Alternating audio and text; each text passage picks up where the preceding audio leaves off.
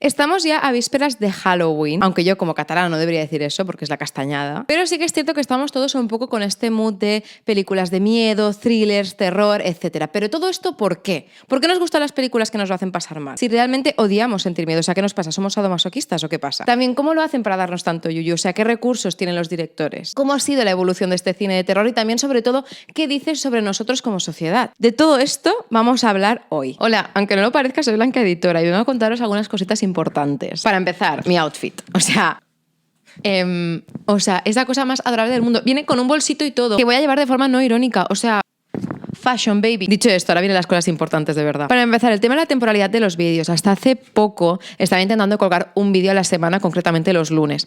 Me está siendo bastante imposible, más que nada porque voy muy atrapada, ya lo habéis visto con este vídeo, que ha ido bastante, con una semana de retraso. Entonces he decidido que yo iré haciendo los vídeos y los colgaré cuando estén listos. Son unos vídeos que cuestan bastante trabajo, tanto de investigación, de grabación y de edición. Mi objetivo es como mínimo cada 10 días, pero no me quiero forzar más que nada porque no me gano la vida con YouTube y tampoco quiero quemarme. Hago esto porque realmente me gusta. Y estos últimos 3 vídeos pues he ido muy agobiada, entonces prefiero ir tranquila y disfrutarlo. Aunque he dicho que no me gano la vida con YouTube, pero he conseguido activar los anuncios para poder cobrar un poquito. Así que si os gusta mi contenido y queréis apoyarme de alguna forma, una forma muy eficaz es no saltándoos los anuncios. Yo lo entiendo, lo podéis hacer, no pasa nada, no me voy a enfadar, pero simplemente es un comentario. Y otra cosa que podéis hacer para apoyar mi contenido es que me han nominado los TikTok Awards de divulgación. Además, a mi empresa la han nominado en la parte de marcas también, con lo cual podéis votarme si queréis. Os dejo el enlace en la descripción porque me hace mucha ilusión. No sé, simplemente estar nominada con la gente que estoy nominada ya me parece brutal. Y ahora sí, empezamos. Cuando pones una película de miedo hay 4 tipos de personas. Está el chulo que dice que no le da miedo, el que tiene más miedo que cagando sin pestillo y no quiere verlas porque lo pasa fatal, el que dice que sí pero después se pasa toda la película con los ojos tapados. Y después está el que realmente disfruta de esas películas o como mínimo le interesa lo suficiente como para ponerlas. Nosotros nos vamos a centrar bastante en este último grupo de aquí. Capítulo 1. Un poquito de historia. Pues bueno, Blanca Vampiresa os va a intentar explicar un poquito cuál es la historia del cine de terror. Soy un vampiro sin dientes, pero es que me he comprado esto para ponérmelo, pero lo que pasa es que yo tengo el cachal muy pequeñito y me da un poquito de impresión ponerle pegamento y historias de estas, así que he optado por no usarlo, ¿vale? Si no os importa. Como mínimo lo del cuello me parece un chupetón. Eso ya es un avance. Bueno, la cuestión, el cine de terror es algo que nos fascina a muchos. De hecho, no hay convenciones de, por ejemplo, cine de amor, como las hay para el cine de ciencia ficción o de terror. O como mínimo no me han invitado, una de dos. Pero sí que hay convenciones de terror, de películas de miedo, etc. Además, es uno de los géneros más taquilleros que existen. Pero ¿cuándo empezó todo esto? ¿Cuál es el origen del cine de terror? ¿Cuál es la historia de las películas de miedo? Hombre, un poquito de friquismo histórico, ya faltaba. He de decir también que acabo de ir al dentista, entonces si me vais a hablar un poco raro, es por eso, porque lo estoy pasando fatal en realidad. Se cree que la primera película de terror de la historia es Le Manoir du Diable. Es el 1896 y está dirigido por Georges Méliès, el del viaje a la luna, que es aquel cortometraje o aquella película que todos los que hemos estudiado algo mínimamente relacionado con cine nos hemos tragado con patatas. Trata sobre un encuentro entre un diablo y algunos fantasmas. Posteriormente, en los años 30, se empezaron a inspirar en la literatura gótica, es decir, los clásicos típicos de Mary Shelley de Frankenstein, Drácula de Bram Stoker, Cumbres borrascosas de Emil Bronte o El Palacio de los Espíritus de Edgar Allan Poe. Y además también en este momento es en el cual se populariza el término horror film o cine de terror. Y a los años 30 se les considera la era dorada del cine de terror. Desde los años 30 hasta los años 50 los grandes protagonistas y los grandes villanos de estas películas eran monstruos. Algunos ejemplos son La momia, El hombre lobo, King Kong, La mujer y el monstruo, que posteriormente inspiró La forma del agua de Guillermo del Toro, que ganó el Oscar a la mejor película del 2017. En los 60, el cine de terror y sobre todo el cine de suspense hace un boom que te cagas. El responsable, Hitchcock. La gran diferencia y el gran atractivo de este director es que los villanos no eran monstruos, sino cosas bastante familiares y cercanas a nosotros. El dependiente de un hotel, unos pájaros, el vecino, etc. En este momento se empezaron a popularizar también las llamadas Scream Queens. No estas, sino estas. Jamie Lee Curtis, Shelley Duvall, Neve Campbell, actualmente tenemos a Sarah Paulson, a Mia Goth, que me flipa. Am I good at screaming? I think I am good at screaming. I can scream for you. Let me hear you. Inspiradas por la actriz y el grito de Psicosis, que justamente esa actriz es la madre de una de las clásicas Scream Queens, que es Jamie Lee Curtis. A partir de este momento las películas se vuelven cada vez más explícitas. Más adelante hablaremos y concretaremos más por qué, pero es más que nada porque la audiencia ya llevaba 40 años de recorrido viendo películas de terror. Entonces se les ha de sorprender de alguna forma y cuanto más heavy sea el asesinato, la muerte, el asesino, la película, etcétera, pues más impacta. Y después las tendencias del cine de terror se volvieron un poco circulares, haciéndose más autorreferencial, volviendo a lo gótico, volviendo a los slashers una vez se habían pasado de moda, volviendo al gore, etc. Esto lo explica muchísimo mejor que yo este vídeo de Vanity Fair, que también os dejo en la descripción. Y ahora damos paso a una de las Scream Queens por excelencia, Maya Goth en X. Pero realmente, ¿cuál es la película que da más miedo según la ciencia? Claro, yo como persona, como Maxine de Pearl y de X, pues me lo pregunto. Porque sí, soy Maxine, aunque no lo parezca. Lo único que Maxine va en tetas. Yo, si me lo permitís, me he puesto en bando porque lógicamente yo quiero que veáis este vídeo, pero tampoco os voy a dar contenido de OnlyFans gratis. O sea, me caéis bien, pero no tanto. Antes que nada os he preguntado por Instagram cuál es la película que más miedo os ha dado, así que vamos a ver la respuesta. Tenemos El Exorcista, Hereditary, No Respires, El Orfanato, La Monja, y mucha gente dice Sinister, cosa que es muy interesante, ahora veréis por qué. El Resplandor, Coraline de pequeña, literal, o sea, trauma infantil. Terrifier creo que son las películas que más terror dan. Yo todavía no me he atrevido a verla, pero llegará y os explicaré la experiencia porque fa pinta de que dará mucho miedo. The Ring, Pirañas, Bones and All, ¿te dio miedo? A mí me flipó, me encantó. O sea, me encantó la metáfora. Talk to Me, también me habéis dicho X, que X a mí es una película que me gustó muchísimo. Pearl no tanto, pero Pearl la estética, claro, me gustó porque es un poco más histórica. Cualquiera que esté basada en hechos reales, literal, te pueden poner una película de comedia que tiene un par de sustos, al final te pone basado en hechos reales y ya estás con el culo apretado. Dice, película que me dio más miedo, mi vida amorosa. No pasa nada, yo estoy vestida de calabaza, cada uno tiene sus cosas. Todo esto nos lleva a la pregunta de la película que da más miedo según la ciencia. Pues en 2020 se realizó un experimento llamado The Science of Scare Project que tenía la intención de encontrar la película más terrorífica y en inglés. Al principio, el experimento consistía en que seleccionaban a unas 250 personas y les medía las pulsaciones y los latidos del corazón mientras veían unas 100 películas de miedo. Esta lista se construyó basándose en listas de críticos, foros, experiencia personal y feedback de expertos en la materia. Y compararon el latido del corazón de las personas en reposo en una situación normal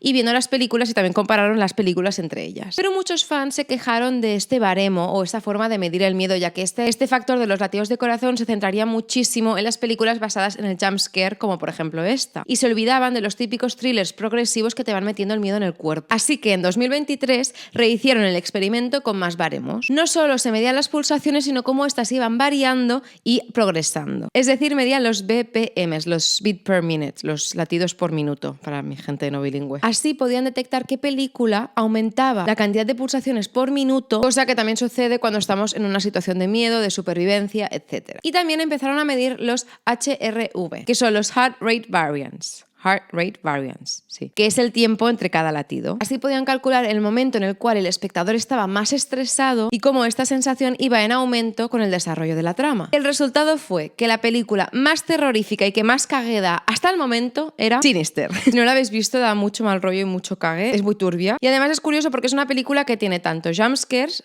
como trama progresiva y de este miedo que se te va metiendo y metiendo y te dura un tiempo. Va una familia feliz, tipiquísimo, que se muda a una casa donde ha habido un asesinato, tipiquísimo. No os quiero hacer más spoilers, pero encuentran unas cintas en el ático, también tipiquísimo, y poco a poco la familia se va poniendo en peligro. Se ve que a los espectadores viendo esta película les aumentó un 34% las pulsaciones. La media era de 64 BMP a 86, llegando a los 131, es una barbaridad. Y el HRP bajó un 21%, haciendo la combinación perfecta de lo que os comentaba, tanto jumpscares como la típica trama de miedo que se va cocinando a fuego lento. Por cierto, como dato random, en esta lista está Shrek. Se ve que ocupa el puesto 97 de 100, así que bueno, un aplauso para Shrek también. Aquí os dejo la lista, si la queréis mirar podéis pausar el vídeo, os doy permiso. No sé por qué solo he encontrado la lista que va del 1 al 50, pero bueno, además también os dejo en la descripción un artículo que tiene los resultados del 2020, 2021, 22 y 23, por si os interesa. Ahora ya Maxine se despide y da paso a una invitada muy especial y octogenaria. Capítulo 4. ¿Por qué nos gustan? Ahora bien...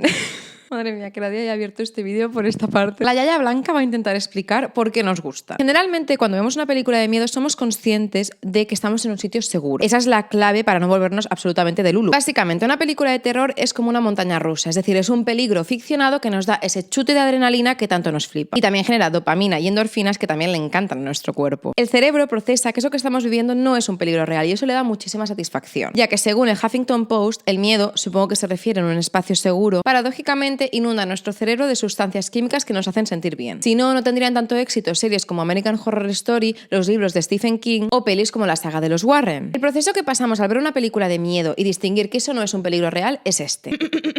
El tálamo decide a qué parte del cuerpo enviar esa información de ese estímulo. 2. El córtex sensorial interpreta esa información. 3. El hipocampo almacena y recupera recuerdos para procesar esos estímulos y darles un contexto. 4. La amígdala distingue si eso es un peligro real y además también interpreta nuestras emociones. Y 5. El hipotálamo activa aquella respuesta innata en nosotros que es la decisión entre voy a luchar y quedarme aquí y luchar por mi vida o voy a salir escopeteado. Hola, os dejo además un clip donde Elvira lo explica muy bien. Anxiety, stress, the jitters, they're the boogeyman of our time. But horror and thrillers are actually here to improve your well-being. Don't believe me? Well, restlessness is caused by stress and fear. That means heart-pounding thrillers can combat stress because they're designed to elicit a shock response. This releases hormones like adrenaline, cortisol, and norepinephrine, resulting in a mood boost. After the credits roll, the brain calms itself down with some tasty serotonin, relieving tension and giving you a sense of well-being. Simple as that. Horror and thrillers are good for your health? Talk about a plot twist. La socióloga Dr. Margaret Kerr, que ha estudiado muchísimo cómo reaccionamos a las películas de miedo, dice: cuando sabemos que estamos a salvo, interpretamos este estado de excitación como una experiencia positiva. Añade también que es la misma razón por la cual la gente grita y se ríe y se lo pasa también en los túneles del terror. Y lo compara con aquella sensación tan positiva que nos da el sexo de reconciliación. Decir esto vestida de yaya me mata. Cosa que es una frase pues muy tóxica, pero también muy cierta. Esto es así porque pasas como ese momento intenso de la discusión, la pelea, el enfado, la confrontación, que contrasta muchísimo con hacer el amor.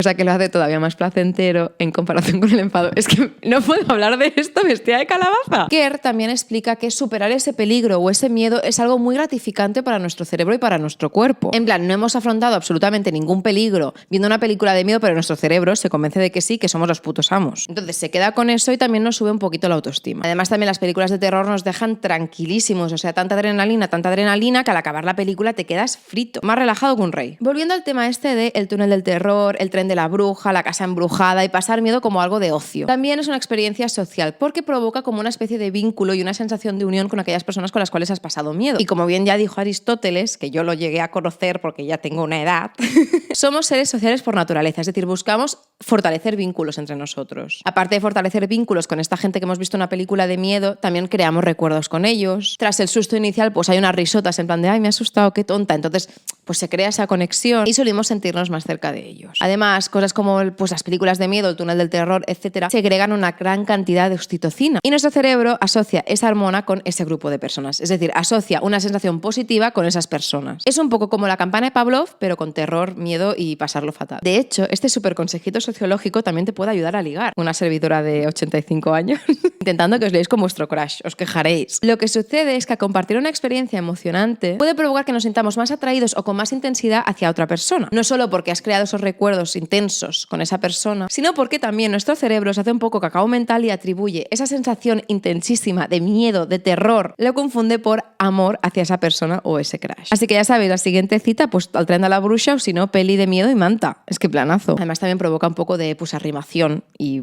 una cosa lleva a la otra. Pero cuidado porque no a todo el mundo le gusta el cine de terror. De hecho, solo un 10% de la población disfruta de las películas de miedo y el chute de adrenalina que nos dan. Por esa razón se ha investigado qué características ha de tener una persona para que disfrute de las películas de miedo. Estas son, 1. Un concepto que se llama transferencia de excitación. Esta teoría afirma que la sensación de miedo que nos dan las películas es directamente proporcional a la sensación de alivio y placer una vez las acabas. Dicho de otra manera, que las personas que reciben una respuesta emocional hacia el terror y hacia las películas de miedo también experimentan todavía más placer cuando se resuelve esa amenaza. Y una cosa sobre nuestro cerebro es que siempre va a estar buscando lo que le dé placer. 2. Empatía individual. Claro, a una persona le gustará más o menos el cine de terror según la cantidad de empatía y sensibilidad que tenga. Las personas menos empáticas y sensibles son las que suelen disfrutar más de cine de terror. Según el profesor Ron Tambori, sugiere que a los espectadores con altos niveles de empatía no les debería gustar las películas de terror porque reaccionan negativamente ante el sufrimiento ajeno. Además, también en el caso de personas muy sensibles, como es mi caso, este sufrimiento por ver una película de terror se prolonga muchísimo en el tiempo. No acaba cuando salen los créditos de la película, sino que nos puede durar pues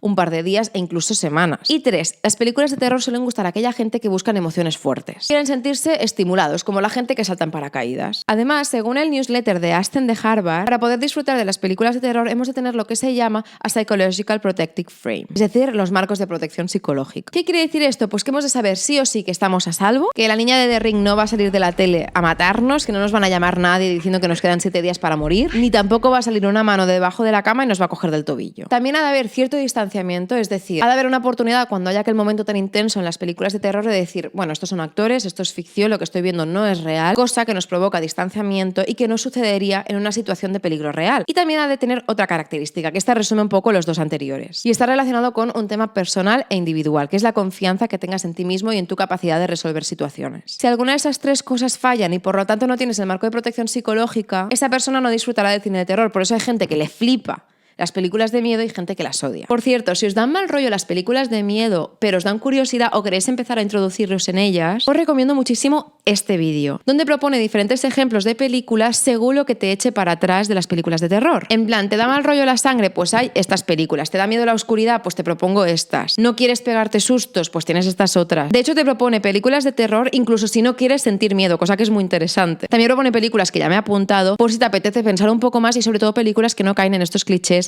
machistas, homófobos, que la historia del cine ha acarreado durante bastante tiempo. Por cierto, hay 1000 libros súper interesantes al respecto. Yo tengo Scream Queer, pero es que está ahí y tendría que despegar todo esto y aún tengo que grabar un par de cosas más. Pero hay 1000 ejemplos que seguro que os flipan y os parecen súper interesantes, porque de verdad que es un tema curioso y que dice mucho de nosotros, cómo representamos a los personajes de terror. También otra recomendación es este vídeo donde explica por qué el cine de terror es el mejor género que existe. Es muy interesante porque lo hace desde diferentes puntos de vista. El suyo, desde puntos de vista de sociólogos, expertos en cine, artículos, etcétera. Está súper documentado. Y como mínimo, pues no lo hace vestida de calabaza, que pues siempre es un plus, ¿no? También hay una gran diferencia entre los fans del cine de terror según la edad, el género y el nivel económico. A la gente joven le suele gustar más el cine de terror que a la gente mayor, o como mínimo eso me dicen mis nietos a mí.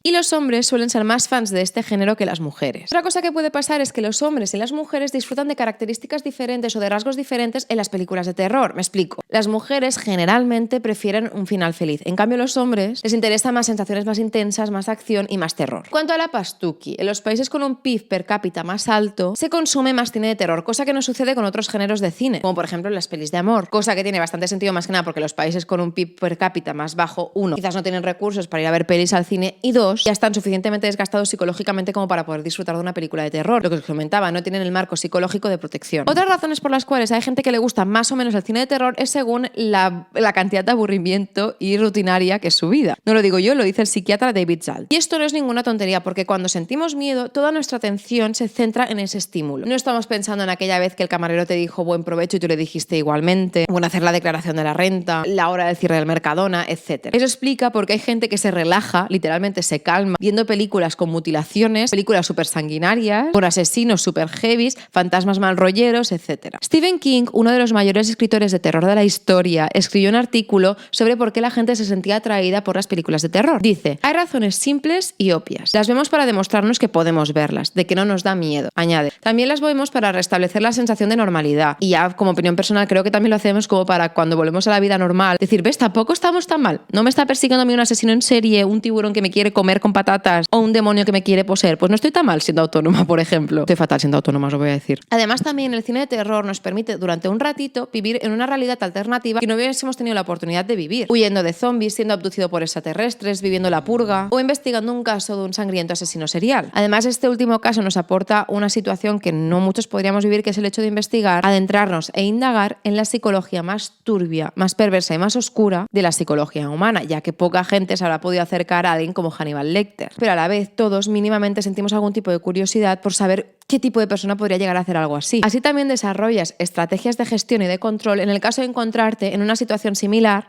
en el futuro. Rule number 1 for surviving Zombieland: cardio. Which leads me to my second rule, the double tap. In those moments when you're not sure the undead are really dead, don't get all stingy with your bullets. I mean, one more clean shot to the head. De hecho, las personas que son fans del cine de terror suelen ser más resilientes ante una situación complicada o de estrés, ya que han estado más expuestos a este tipo de situaciones y han desarrollado diferentes herramientas para regular las emociones en este tipo de situaciones. Un ejemplo es un estudio de la Universidad de Chicago que se realizó en el 2020. Decía que los fanáticos del horror eran más resilientes psicológicamente durante la pandemia del COVID-19. La tranquilidad que nos da desarrollar estrategias de control por si acaso nos encontramos en una situación de peligro en un futuro puede ser la razón por la cual hay muchísimos podcasts y muchísimo contenido de True Crime que tiene una gran cantidad de espectadores femeninos. Pero eso ya es otro tema para otro vídeo porque es muy complejo este asunto. Pero nada, una pincelada sobre esto antes de pasar al siguiente capítulo. Según la profesora de psicología de la Universidad de Illinois, Amanda Vicari, dice que según su investigación, las mujeres que consumen más contenido de True Crime lo hacen para aprender algo sobre ello. No me refiero a cómo asesinar, sino cómo la gente acaba siendo víctima para evitar todo eso y así evitar que les pase. Capítulo 5. Efectos negativos. Pero claro, consumir cine de terror también tiene efectos negativos. Bueno, y crearlo también, si no decírmelo a mí.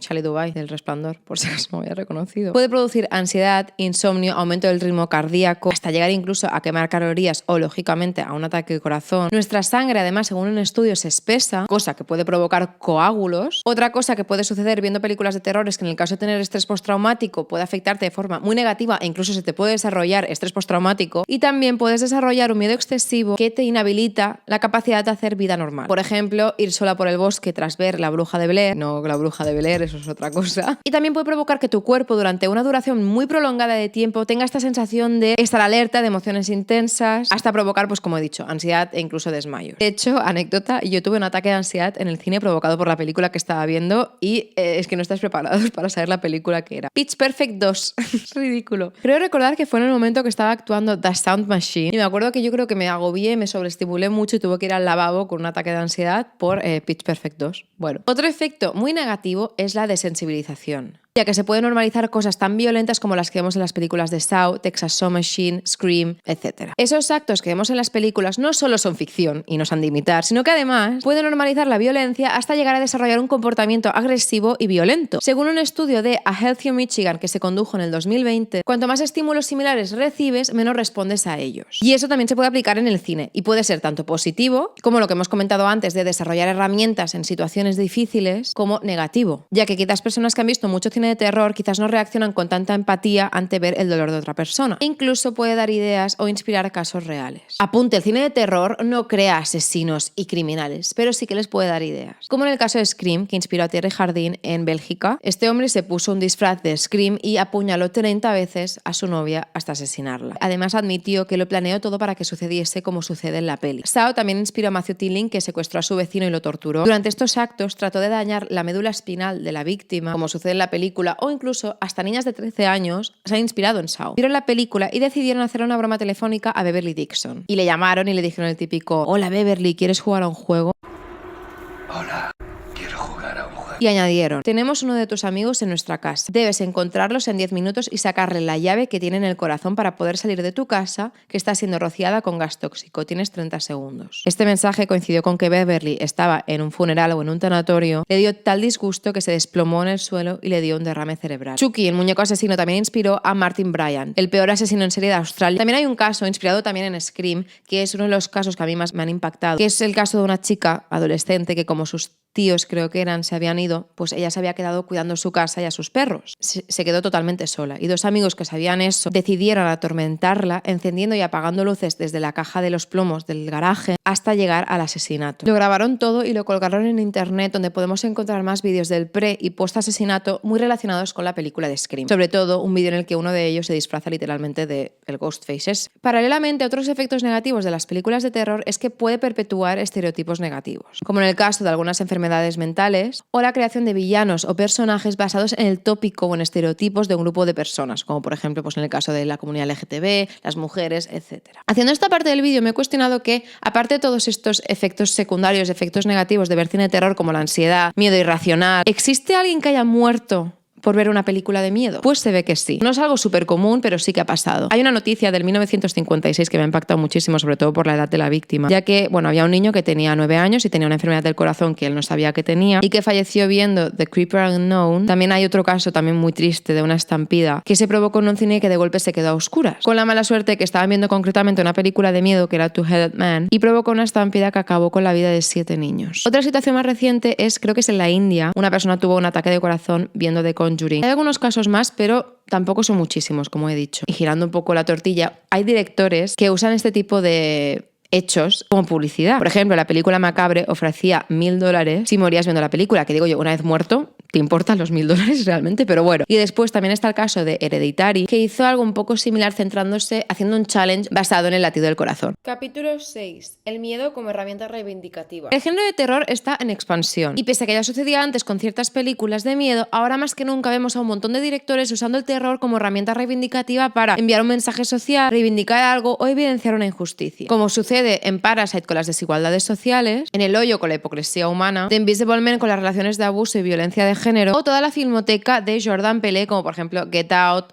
Candyman, Us, etc. También hay ejemplos antiguos, como por ejemplo Carrie con el bullying, The People Under the Stairs, que aborda temas como la raza, la diferencia social, etc. O La Semilla del Diablo, que evidencia actitudes machistas. Esto tiene que ver con que la obra está íntimamente relacionada con su entorno. Por esa misma razón, yo opino que no se puede separar al artista de la obra, ya que ni se te pasaría por la cabeza separarlo de su contexto social, histórico, económico, cultural, artístico, porque lo vas a separar de su contexto personal cuando la obra sale del artista. Ese es otro tema que no voy a abordar siendo Chucky. Pero, por ejemplo, volviendo un poco a la historia y a la evolución del cine de terror, que me he quedado con las ganas de hablar sobre eso. La película de Frankenstein, por ejemplo, se estrenó durante la Gran Depresión en los años 30. Un momento en el cual la gente se sentía un poco el bicho raro, desamparada, abandonada y sola. Al acabar la depresión, la gran era dorada del cine de terror, de golpe y porrazo se desvaneció. Gran era dorada, gran era dorada, gran era dorada. Y casi no hubo películas de miedo desde el 1937 hasta el 1938. Llega otro momento de inestabilidad en los 40-50 por la Guerra Fría y el miedo a la amenaza nuclear. ¿Qué hay en el cine? Pues bichos enormes que parecen mutaciones de la radiación, como Godzilla, las hormigas de ellas, o películas sobre aliens con cuerpos humanos que aterrorizan a la población, imitando un poco la caza de brujas que hubo durante la Guerra Fría. Un ejemplo es la película La invasión de los ultracuerpos.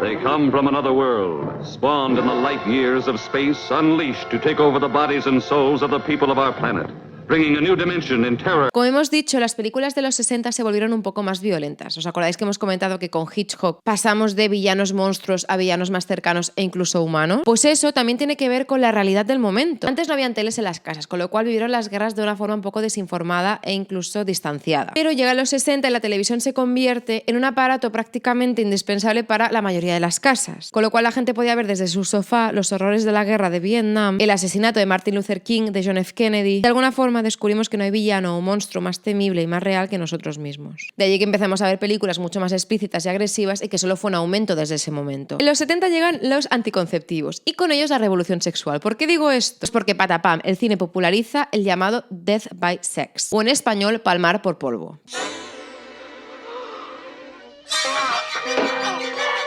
Palmar por polvo, palmar... Bueno, hoy estoy de trabalenguas. Como por ejemplo The Last House Left. I want a baby. What? Excuse me?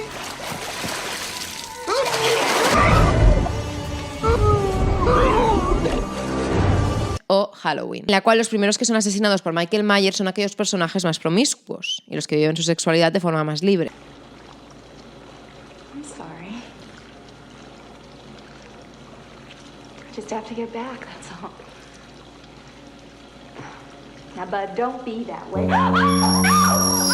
Incluso Jaws o Tiburón podría ser leído como una metáfora de sexo malo, no toques, no mires, no hagas. Y de todo esto se mofa Scream en los 90. Ciertas reglas deben cumplirse para poder sobrevivir con éxito en una buena película de terror. Por ejemplo, número 1, no practicar el sexo. Sexo equivale a muerte, ¿vale? Número 2, no puedes nunca beber o tomar drogas. De hecho, esta película rompe esta temática y vienen spoilers, bueno, como todo este vídeo en realidad, ya que para empezar, en Scream matan más o menos a la misma cantidad de personajes masculinos como femeninos, femeninos, y sobreviven personajes que en los 70 no hubiesen sobrevivido por beber alcohol, como Randy, o por no ser vírgenes, como Sidney. Esta idea de castigar al personaje pecador es algo muy común en los slashers, pero podría venir de aquellas películas de los años 30, 40, 50, que estaban inspiradas en novelas góticas del siglo XIX, es decir, de la era victoriana, un momento en el cual Lluïa, como os digo en castellano. Idiomas, querido. Un momento en el cual brillaba el puritanismo, los valores cristianos, etc. También en este mismo momento, en los 70, es la segunda ola del feminismo. Y hay una cierta emancipación de las mujeres. Por eso no es casualidad que en el cine veamos las llamadas The Final Girls. Es decir, la chica que consigue sobrevivir y tiene la valentía como para enfrentarse al asesino. Tenéis este vídeo súper interesante al respecto. Hay un porrón de ejemplos, como por ejemplo Sally Hardesty en Texas Chainsaw Massacre, Laurie Strode en Halloween, Alice Hardy en Viernes 13, Nancy Thompson en Pesadilla en Elm Street, etc. Algo similar a los 60 pasa en los 90. Un momento en el cual aún estamos paint,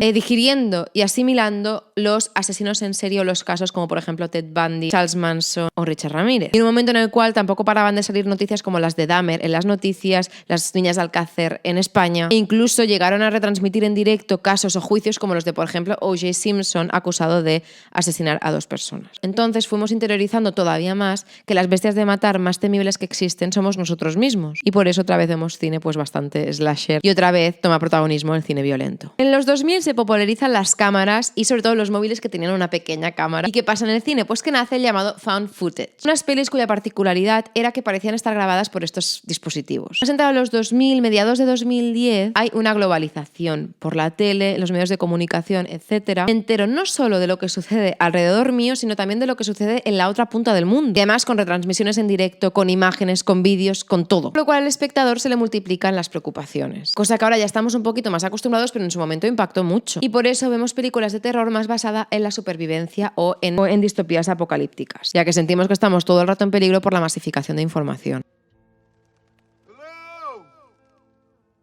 Ejemplos un poco actuales, A Silent Place, Squid Game. Este último además evidencia algo que es muy propio de nuestro tiempo, que es la desconfianza que sentimos hacia el gobierno, los políticos, las élites, las grandes desigualdades económicas y sociales que existen, etc. Un ejemplo de cómo el cine nos hace entender mucho más el momento en el que estamos viviendo y que además puede ser una herramienta reivindicativa es que durante la pandemia la película que más se vio fue Contagio. Esto no es porque viéramos como algo entretenido el COVID y todo lo que estábamos sufriendo, sino porque uno nos evadía un poco y a la vez también nos daba herramientas y recursos, ni que sean ficcionados, para lidiar con lo que nos estaba sucediendo. Además también como las películas tienen final, es decir, la película se acaba, pasada esa hora y pico, pase lo que pase, ha finalizado. Pues esa sensación era algo que nos reconfortaba muchísimo, porque no sé si os sucedió también a vosotros, pero en un momento del confinamiento y de la pandemia daba la sensación de que eso no iba a acabar nunca. Entonces, una película que fuera sobre contagios, que era lo que estábamos viviendo, que además acababa y tenía final, que era lo que estábamos buscando, fue un éxito asegurado. De hecho, los momentos en los que tiene más éxito el cine de terror son los momentos de más incertidumbre, más complicados y más agitados. Y esto se relaciona directamente con los beneficios de ver películas de cine de terror que ha comentado antes la Yaya. En resumen,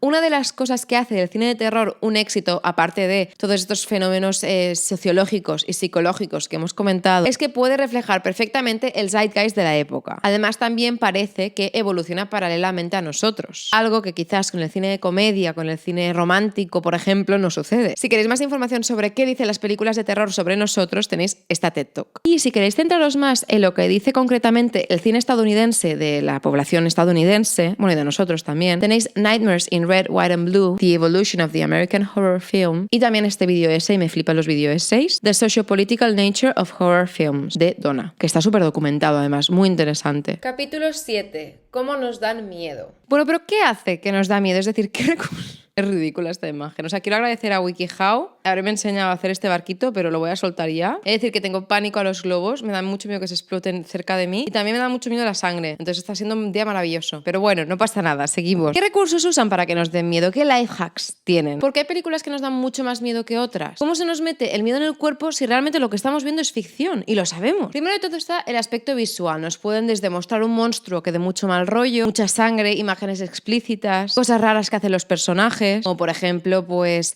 el de Hannibal, las 48 vueltas que le da la cabeza a la niña del exorcista, el POV de Mama, en el cual se supone que lo estamos viendo desde su perspectiva y ningún humano hace este recorrido y este gesto con su cuerpo, pero realmente lo que nos da más miedo es lo que no vemos, lo que se monta en nuestra cabeza. El miedo se nos va metiendo en el cuerpo y nuestro cerebro lo anticipa. Como dijo Hitchcock, no hay terror en el boom, sino en la anticipación al boom. Y no hay nada que dé más miedo que una puerta cerrada, es decir, no hay nada que dé más miedo que aquello que no ves y que no sabes qué es. Por eso muchos directores optan por limitarnos la vista. Lo pueden hacer de diferentes formas. La más clásica es reduciendo la cantidad de luz, es decir, mucha oscuridad. También lo pueden hacer con una cámara que no nos muestre casi nada.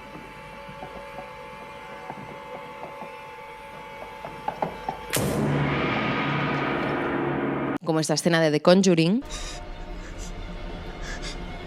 Con planos cerrados, usando espacios negativos, es decir, haciendo uso del aire que hay en el plano, o con los POVs de personajes mirando a través de una mirilla, un agujero de las llaves. También está todo el tema este del found footage, propio de, por ejemplo, La Bruja de Blair. I can see you. En estas películas solo ves lo que enfoca a los personajes y además es una imagen bastante temblorosa y difícil de distinguir. También puede hacer uso del flash de la cámara, una linterna, un interruptor. O las fucking cerillas, que es que siempre se apagan en el momento menos oportuno. O lo peor, que es el uso del espejo. De hecho, no hay cosa que odie más que limpiarme los dientes después de ver una película de terror. O sea, tener que agacharme a mojar y escupir... Suena súper mal, ¿vale? Pero me habéis entendido. Porque después tienes que levantar la cabeza, mirar en el espejo y dices, va a estar Hannibal detrás mío con un cuchillo para clavármelo. Y yo con el jabón en los ojos, que no veo. La primera vez que se usó este recurso y que nos jodió la vida a todos aquellos que nos queremos limpiar los dientes en tranquilidad fue en el 1965 en la película Repulsion. Y se ha repetido innumerables veces. De hecho, hay películas que hacen comedia de este recurso. Como por ejemplo Shaun of the Dead. You do know the front door was open again last night. Al igual que se nos mete en el cuerpo la sensación de miedo con la anticipación, también nos pasa con la impotencia. Y eso lo consiguen con justamente lo contrario. Sabiendo más o viendo más que el personaje. Como por ejemplo en el caso de Scream. ¿Por qué quieres saber mi nombre? Porque quiero saber a quién estoy mirando. ¿Qué has dicho? También pueden enseñarnos un peligro inminente que el personaje no ve.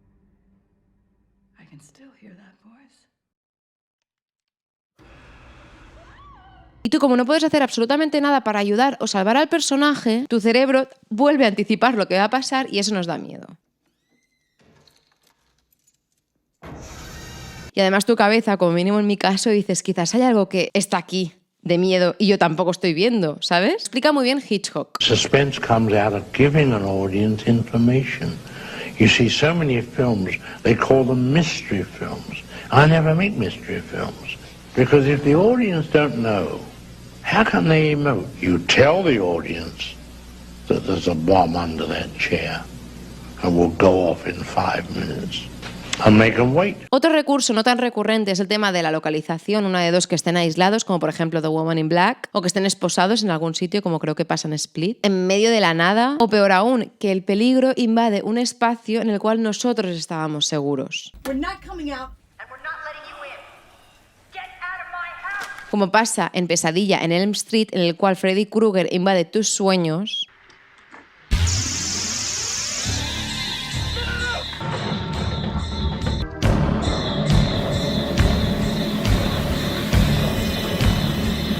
E incluso tu bañera.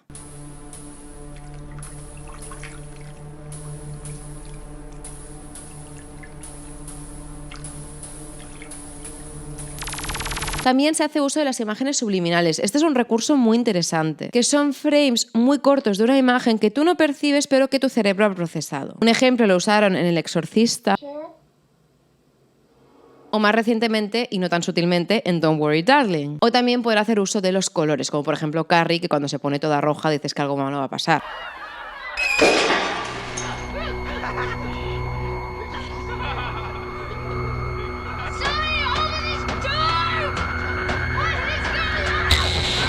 Después están los jodidos jumpscares, que son horribles, los llamados sustos repentinos en español, pero realmente la traducción literal serían los típicos sustos que te hacen saltar.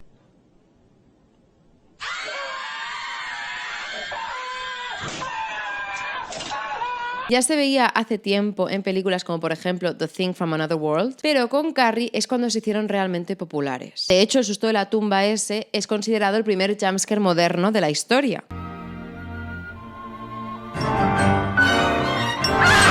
llegada de los slashers se cebaron muchísimo con los jumpscares. Ejemplos como Halloween, The Texas Chainsaw Massacre, Chucky. Hoy estoy a fuego, estoy Chucky. Hoy estoy a fuego, estoy Chucky. Claro, con esto que os comentaba que los slashers se cebaron, la gente se sobresaturó un poquito. Poco a poco se van abandonando hasta llegar el punto en el cual la mejor película calificada por Rotten Tomatoes de terror, que es El silencio de los corderos, no tiene jumpscares. Entonces se abandona el jumpscare y se fomenta mucho lo que Wasabi etiqueta como el susto clickbait, que es un nombre maravilloso y que lo comenta en su vídeo cómo el cine de terror consigue dar tanto miedo. Que es ese momento en el cual tu cerebro y tu cuerpo, como ya tiene un bagaje audiovisual, se preparan para el susto. Se anticipa y realmente viene un susto, pero ese susto no viene del peligro real. O muchas veces se usa el recurso del gato, el fucking gato. Kitty, you scared me. Percy.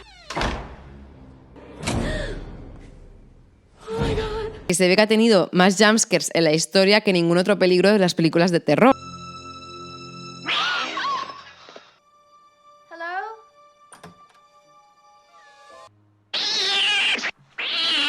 Este tipo de sustos te hacen sentir un poquito gilipollas, no nos vamos a engañar. Aunque el nombre de susto clickbait mola mucho, realmente este tipo de susto se llama susto del autobús de Lewton, en honor a Val Lewton, el productor de la película Cat People. Y se llama el autobús de Lewton porque el susto es este. El psicofisiólogo Christian Grillion explica por qué este recurso funciona tan bien, sea un jumpscare o sea un susto Lewton. Un disparo o una puerta cerrándose de golpe hará que nos sobresaltemos. En cambio, un sonido como un avión despegado hará que la intensidad aumente, pero de forma más gradual. Rebecca McKendry, que tiene un doctorado en cine de terror, ojalá podré invitarla y que me explique las cosas, explica que lo esencial de un jumpscare es el tiempo. Ese tiempo de, volviendo otra vez a la anticipación, una vez se ha disparado una pistola ya no da miedo. Pero cuando oyes que la pistola se va cargando, que van apuntando hacia la persona que van a matar, etc., ahí es cuando te entra el miedo de verdad. Así que hay ciertas cosas que nos anticipan o que nos avisan de que va a haber un jumpscare. Para empezar, puede haber una distracción o un clickbait jumpscare, como hemos comentado, el autobús de Lewton, para distraer un poquito la atención y dispersar un poco a la audiencia. Así discernir o aumentar aún más la sensación de miedo y volverlas a construir con más intensidad en preparación al jumpscare real. También se suele reducir la cantidad de luz. Se suele hacer el silencio y se escuchan diferentes sonidos súper determinados y muy sutiles, pero para que prestemos todavía más atención a lo que estamos viendo y lo que estamos presenciando. Y así que el susto sea mayor. A esto se le llama breadcrumbs o migas de pan, y son indicadores de que algo se viene o que algo va a pasar. Esta evolución la explica muy bien este vídeo de Insider, os lo recomiendo muchísimo. Otra característica es que el montaje se suele ralentizar un poco para que prestemos más atención, y la música también se reduce para que nos fijemos más en esos breadcrumbs, y también el sonido, la música del susto y del jumpscare sea todavía más intensa. De este sonido y esta música ahora hablaremos. Hay muchos ejemplos de buenos jumpscares, pero creo que se aprende más sobre ellos viendo los que no son buenos, como por ejemplo el de Friday the 13th.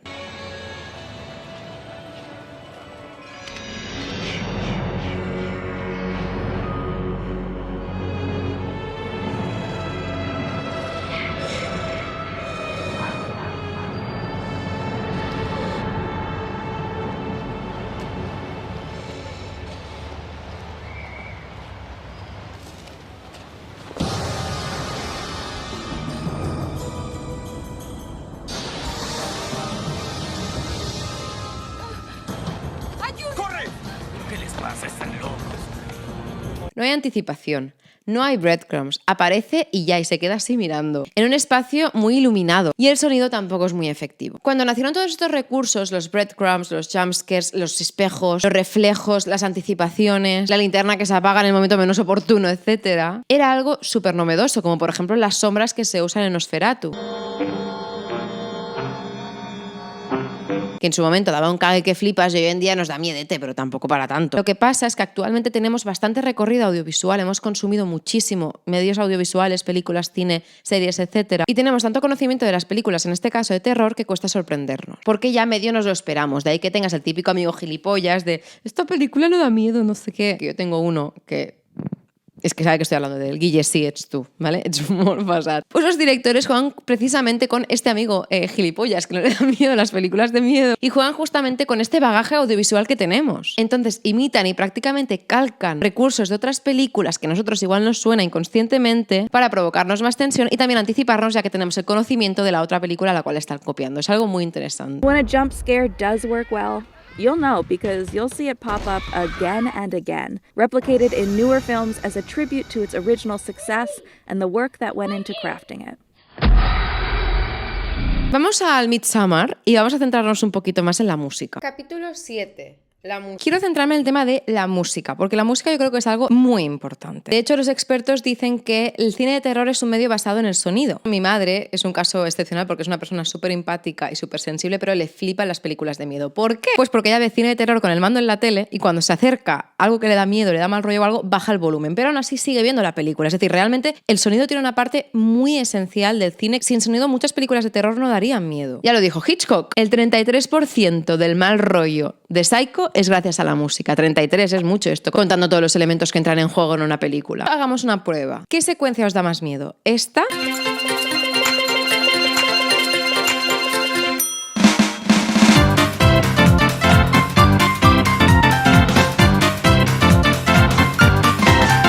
¿O esta?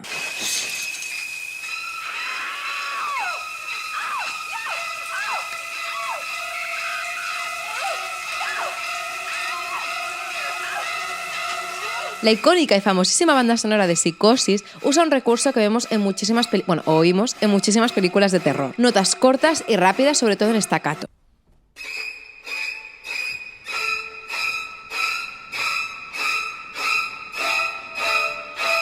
Otro recurso es la disonancia o la falta de armonía entre las notas. Es decir, que al oído esa música no nos suene bonita. Un ejemplo es Midsommar.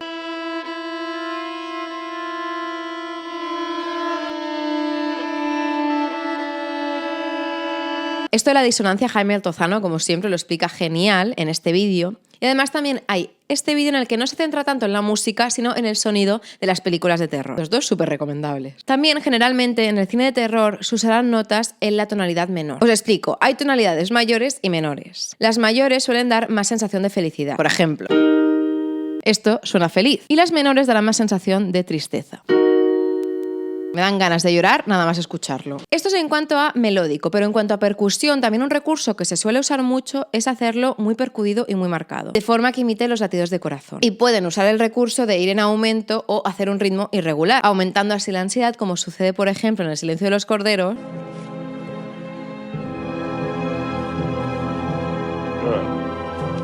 Here's that number.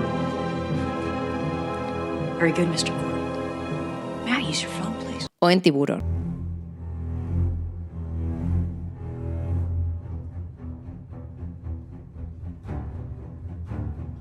Como veis, los grandes protagonistas de las bandas sonoras del cine de terror son la familia de las cuerdas, especialmente con un sonido chirriante y estridente que imita el grito de terror. No creo que escuches nunca un kazoo o una trompeta en una película de miedo.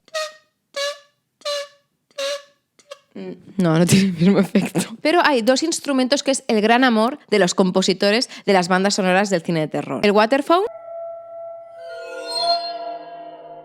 un instrumento acústico y atonal que seguro que os suena de películas como por ejemplo Poltergeist o Alien, o el theremin. This is a theremin. This is pitch.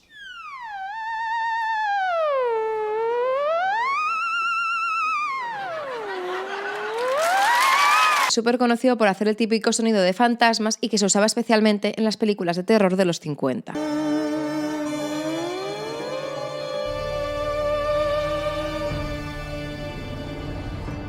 Y el otro día yo estaba escuchando Thriller por la calle y de golpe dije, ay, si esto es un theremin, fijaos.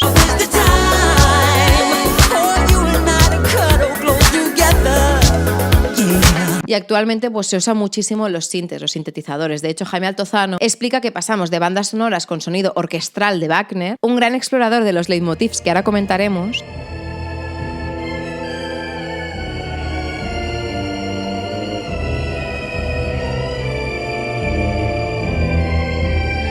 hemos pasado a música más rollito Billie Eilish, con sonidos mucho más ambientales.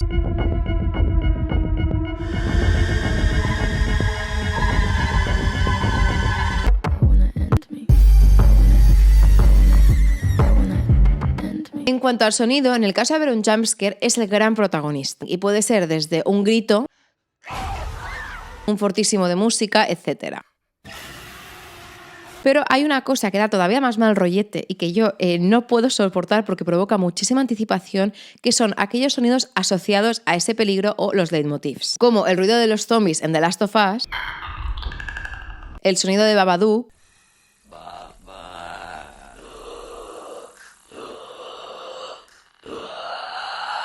el tiburón en Tiburón.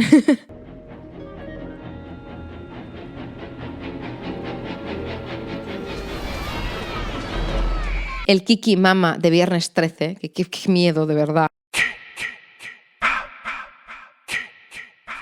La melodía de Freddy Krueger.